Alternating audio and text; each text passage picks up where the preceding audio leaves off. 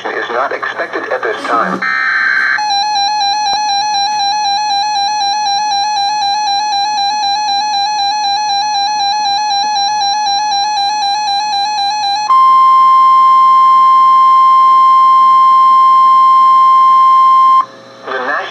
Service in Fort Worth has issued a severe thunderstorm warning for northeastern Dallas County in north central Texas until 5:30 p.m. Central Daylight Time.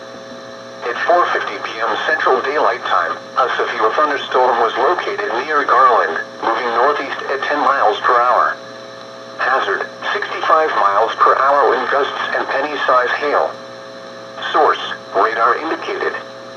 Impact, expects damage to roofs, siding, and trees. Locations impacted include Dallas, Garland, Mesquite, Richardson, Rowlett, Wiley, Bulk Springs, University Park, Satch C, Highland Park, Sunnyvale, and Buckingham.